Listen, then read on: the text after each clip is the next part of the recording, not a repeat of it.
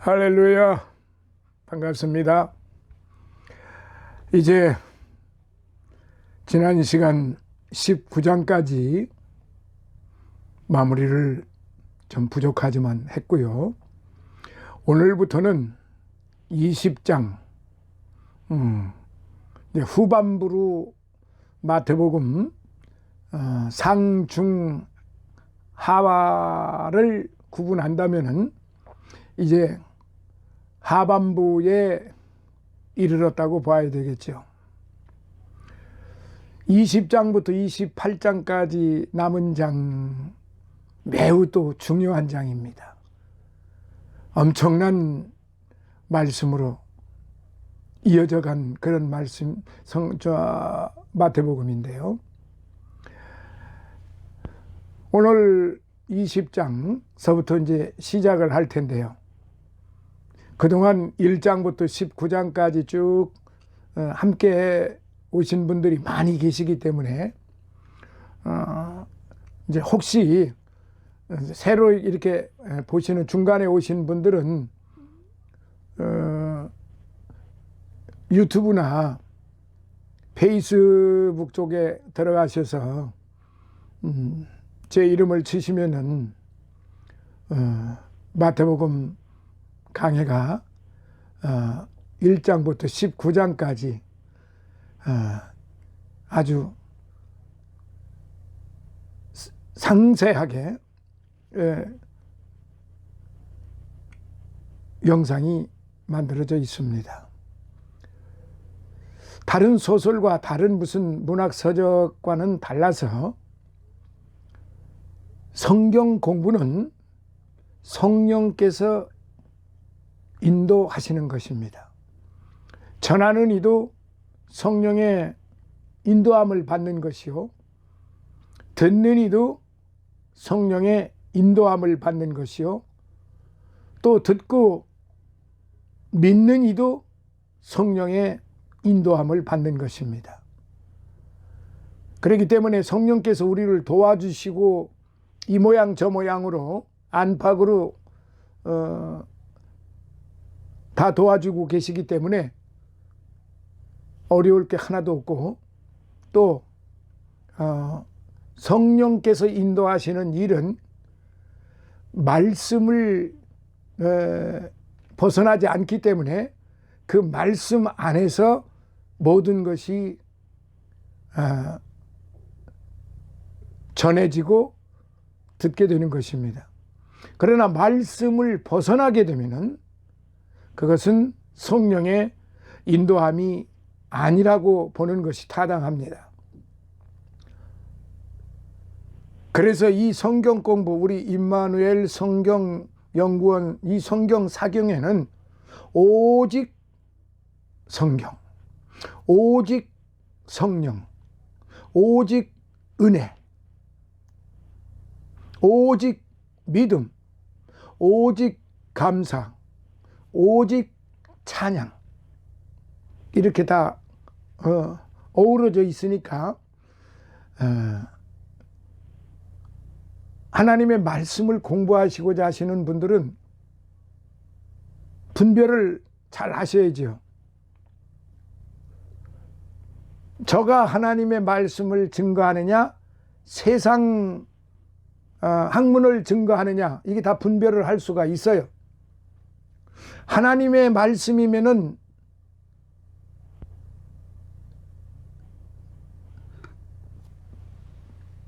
그 말씀을 믿고 따르시면 되는 거고, 제가 전하는 말씀이 세상 학문이라고 하면 그냥 접으시면 됩니다. 그러나 지금까지 제가 세상 학문을 전해오지 않았고, 세상 살아가는 스토리를 이 성경 공부 안에서 말씀드리지 않았어요. 오직 성경을 중심으로 해서 성경 말씀이 우리에게 주시는 그 교훈이 무엇인가, 그거를 전해왔기 때문에 오늘 이 시간부터 이제 하반부에 들어왔으니까 나머지 20장부터 28장까지 잘 들으시고 마음속에 잘 새겨주시면은 더 이상 바랄 것이 없겠고 우리 성령께서 기뻐하실 것이다. 그렇게 생각이 됩니다. 자, 그러면 이제 20장 본문으로 들어가겠습니다. 마태복음 20장은요, 네 부분으로 역시 나누어져 있어요. 1절부터 16절까지는 포도원 품꾼의 비유에 대하여서 말씀하셨어요. 17절부터 19절까지는 예수께서 세 번째 받으실 고난에 대해서 예고하셨어요. 그리고 20절로부터 28절까지는 야고보와 요한의 야심에 대해서 기록이 되어 있고요. 끝으로 29절로부터 34절까지는 두 소경을 눈을 뜨게 하신 예수님에 대해서 기록이 되어 있습니다. 그래서 이렇게 네 부분으로 나누어져 있으므로 이 말씀대로 네 부분으로 나누어서 말씀을 같이 상고해 보도록 하겠습니다. 먼저 1절로부터 16절에 있는 말씀 같이 읽으시도록 하시겠습니다. 포도원 품꾼의 비유입니다. 천국은 마치 품꾼을 얻어 포도원에 들여보내려고 이른 아침에 나간 집주인과 같으니 저가 하루 한 데나리온씩 품꾼들과 약속하여 포도원에 들여보내고 또 제3시에 나가보니 장터에 놀고 섰는 사람들이 또 있는지라 저희에게 이르되 너희도 포도원에 들어가라 내가 너희에게 상당하게 주리라 하니 저희가 가고 제6시와 제9시에 또 나가 그와 같이 하고 제11시에도 나가보니 섰는 사람들이 또 있는지라 가로되 너희는 어찌하여 종일토록 놀고 여기 섰느냐 가로되 우리를 품꾼으로 쓰는 이가 없음이니이다 가로되 너희도 포도원에 들어가라 하니라 저물매 포도원 주인이 청지기에게 이르되 품꾼들을 불러 나중 온 자로부터 시작하여 먼저 온 자까지 삭을 주라 하니 제11시에 온 자들이 와서 한 데나리온씩을 받거늘 먼저 온 자들이 와서 더 받을 줄 알았더니 저희도 한 데나리온씩 받은지라 받은 후 집주인을 원망하여 가로되 나중 온 이 사람들은 1시간만 일하였거늘 저희를 종일 수고와 더위를 견딘 우리와 같게 하였나이다. 주인이 그 중에 한 사람에게 대답하여 가로되 친구여 내가 네게 잘못한 것이 없노라. 네가 나와 한 데나리온의 약속을 하지 아니하였느냐. 네 것이나 가지고 가라. 나중 온 이 사람에게 너와 같이 주는 것이 내 뜻이니라. 내 것을 가지고 내 뜻대로 할 것이 아니냐. 내가 선함으로 네가 악하게 보느냐. 이와 같이 나중된 자로서 먼저 되고 먼저 된 자로서 나중되리라. 자, 늘 하던 대로 각 절구를 살펴보도록 하겠습니다.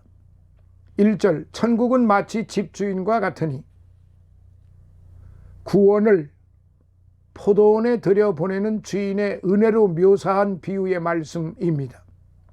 원문에는 왜냐하면을 뜻하는 가르라고 하는 언어가 나오는데 이는 이 비유가 전장에서 먼저 된 자로서 나중되고 나중된 자로서 먼저 된 자가 많으니라고 하신 말씀의 설명임을 시사합니다.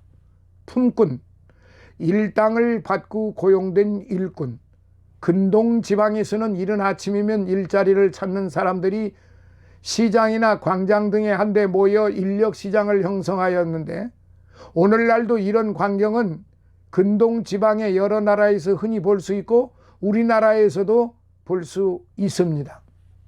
이른 아침 유대인들은 오전 6시부터 저녁 공시까지를 낮 시간으로 계산하였습니다.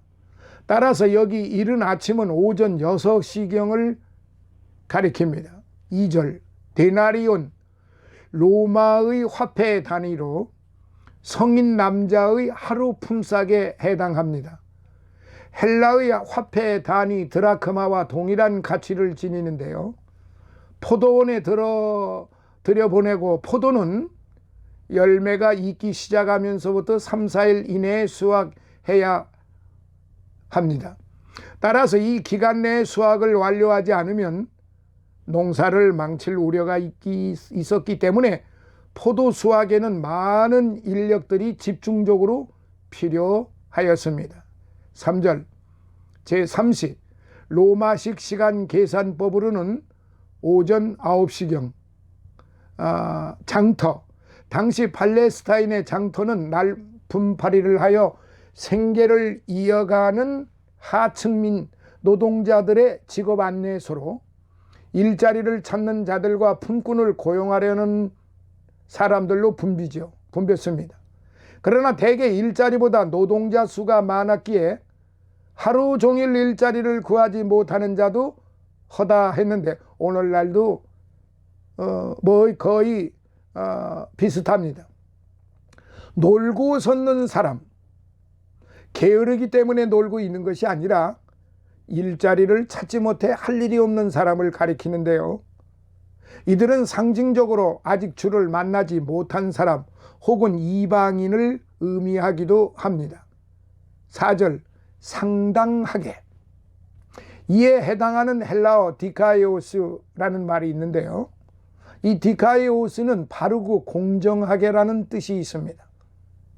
이는 품삯을 정해놓은 거래 관계가 아니라 신뢰를 바탕으로 한 관계임을 보여줍니다. 5절 제6시와 제9시 유대인의 시간 구분법에 의하면 해 뜰 때인 오전 6시부터 해 진력인 오후 6시까지를 12등분 하는데요.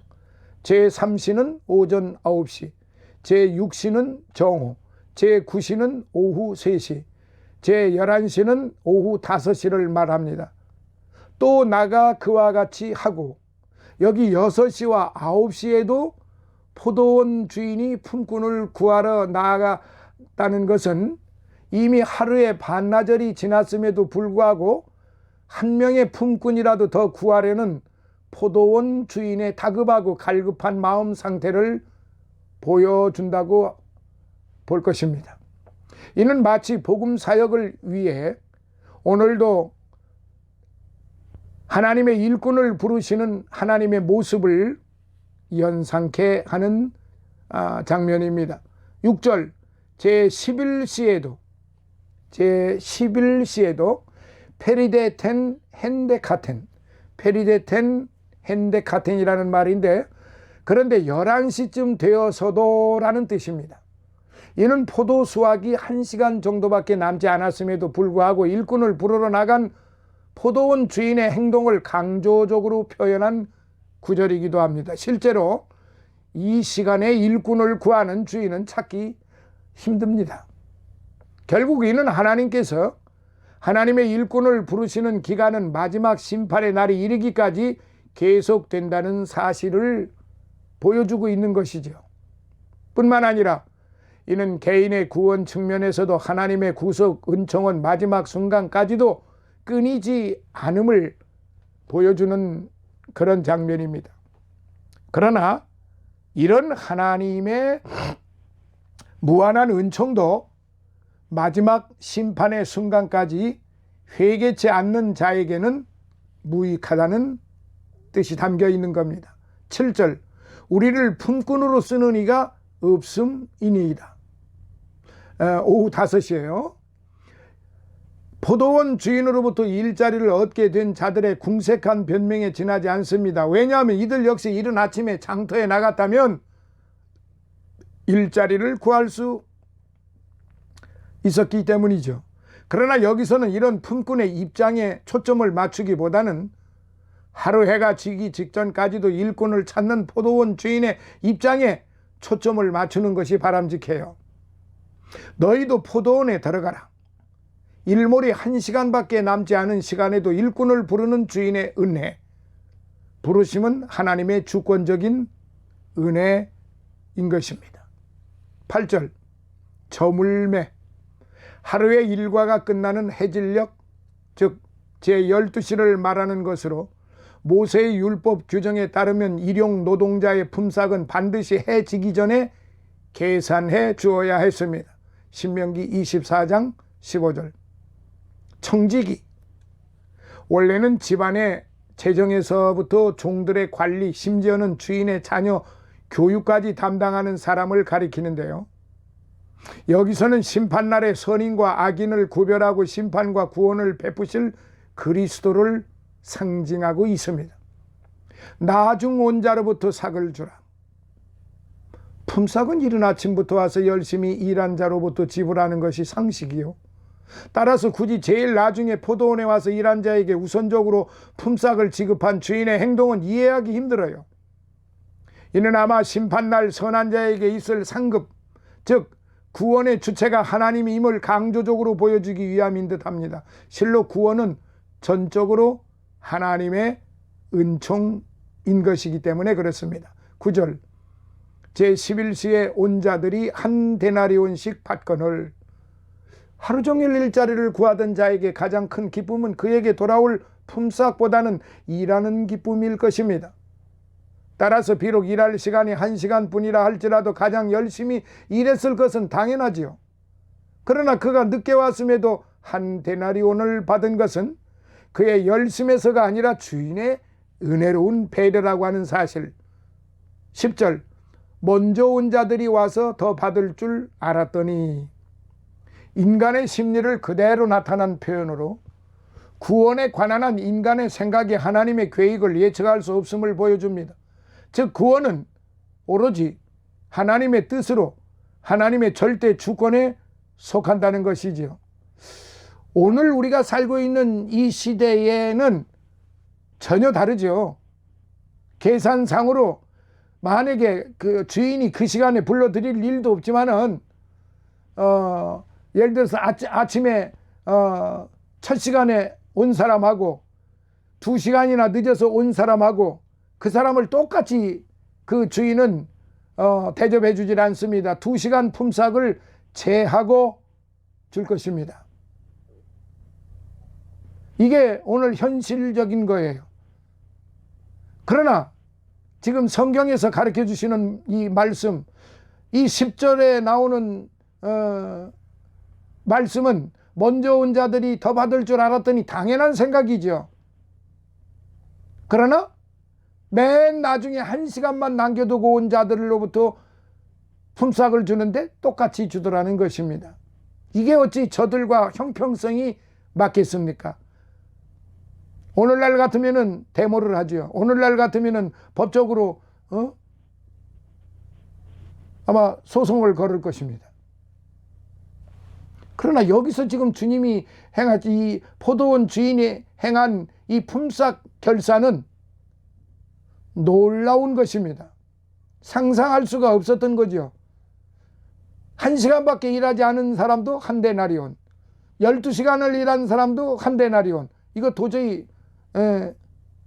그야말로 불합리한 일이죠. 우리 주님은 50년 전에 온 사람이나 100년 전에 온 사람이나 오늘 지금 이 시간 이 말씀을 듣고 예수 앞으로 돌아온 자나 동일하게 은혜를 주신다는 사실, 동일하게 영생을 주신다는 사실, 이거 잊어서는 안 됩니다. 이게 바로 믿음이고 신앙이고 우리 기독교 신앙의 핵심인 것입니다. 누구든지 어찌하든지 간에 주님 안으로 돌아오면은 그 어떤 것도 따지지 않는다는 거죠.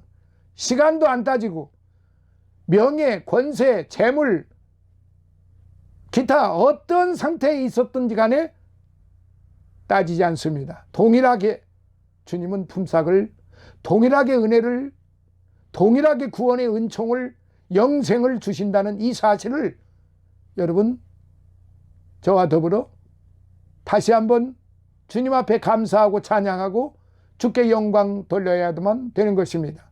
할렐루야. 11절 원망하여, 지금 품꾼들이, 먼저 온 자들이 원망하는 겁니다. 아침부터 일한 자들의 탐욕에서 나온 원망. 그러나 신앙은 비교되는 것이 아니라 약속된 바를 받고 감사해야 할 절대적인 것이지요. 신앙은 계산이 아닙니다. 신앙은 숫자 노름이 아니에요. 숫자 노름을 잘못하다, 그야말로 교만 방자하게 숫자 노름을 하다가 다윗이 하나님께로부터, 그리고 하나님께서 숫자 노름을 한 이 다윗에게 어떠한 재앙을 내리셨습니까? 어떠한 형벌을 내리셨습니까? 어마어마한 군대가, 그 숫자 노름에 들어간 그 군대,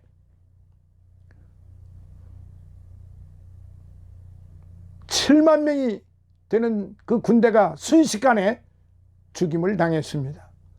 하나님 앞에서는 숫자 노름, 계급 노름, 하나님이 보시는 아주 교만 방자하고 배은망덕한 것이고 포항무도한 것이며, 하나님을 배반하는, 하나님의 뜻을 거역하는, 하나님을 믿지 못하는, 결국 이게 뭐냐면 불신이란 말입니다. 숫자 노름, 계급 노름 하는 거, 높고 낮음에 이 계급 노름 하는 거, 이거 하나님이 보실 때 가장 악한 것 중에 하나라 이 말입니다. 그래서 다윗이 숫자 노름을 함으로 말미암아 다윗의 군대 7만 명이 순식간에 죽임을 당하고 말았던 이 사실을 잊어서는 안 됩니다. 12절 더위, 사막에서 불어오는 건조하고 몹시 뜨거운 열풍을 말합니다. 13절 친구여, 일반적으로 친구나 동료에게 친근감을 나타내기 위하여 사용하는 호칭. 그러나 여기서는 이 의미보다는 오히려 경고와 책망의 분위기가 더 강합니다. 실로 주님은 가룟 유다에게도 이 호칭을 사용하셨습니다. 내가 네게 잘못한 것이 없노라.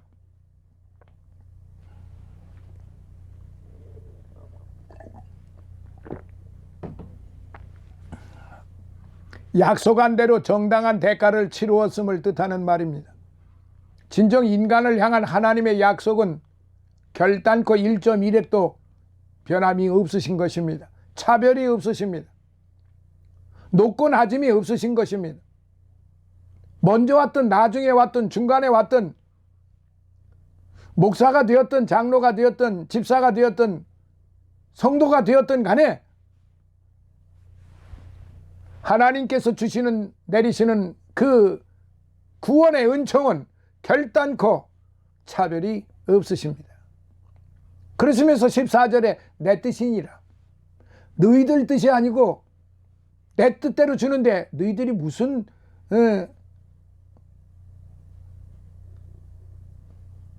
항의를 하느냐. 내 뜻이니라. 할 말이 없죠. 내 뜻이라고 하는데.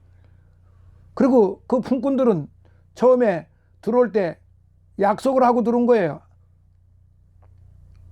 하루 일 품삯이 1 데나리온이라고.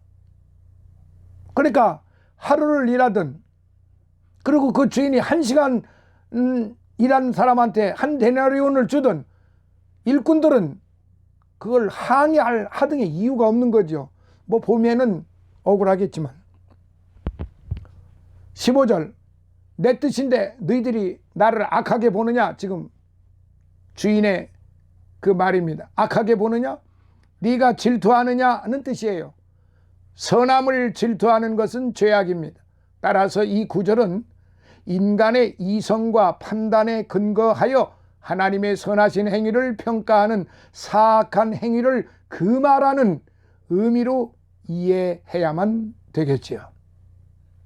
자, 사랑하시는 성도 여러분, 지금 1절로부터 16절까지 있는 이 말씀을 각절수대로 살펴보았습니다.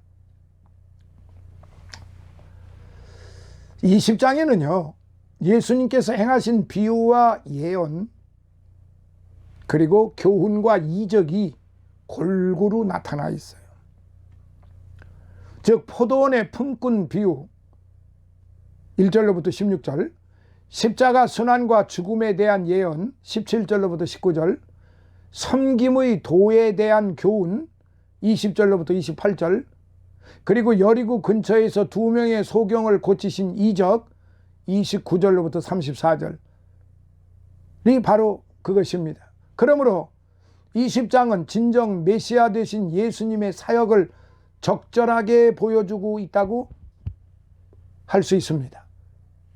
한편 골고다 언덕의 십자가를 향해 조금씩 더 가까이 다가서고 계시는 예수님께서는 이처럼 끝까지 맡은 바 사역을 성실하게 수행해 나가셨던 것입니다. 이는 장차 행하여질 십자가 위에서의 대속 사역도 하나님의 자비롭고도 공의로운 뜻을 얼마나 충족시킬 수 있을 것인지 알 수 있게 해주는 그런 말씀입니다. 자, 그러면은 이 말씀에 대해서 다음 편에 이어가도록 하겠습니다. 오늘 말씀드린 것은 바로 20장 마태복음 20장 20-1편의 말씀이었습니다. 마태복음 20장 20-1편에 해당되는 말씀입니다. 다음 시간에는 20-2편 17절로부터 28절까지 있는 말씀으로 이어가도록 하겠는데, 지금 1절로부터 16절에 있는 말씀을 다음 편에서 좀 더 구체적으로 설명을 좀 해드리고 가도록 그렇게 하겠습니다. 할렐루야, 감사합니다. 다음 편에서 다시 만나요.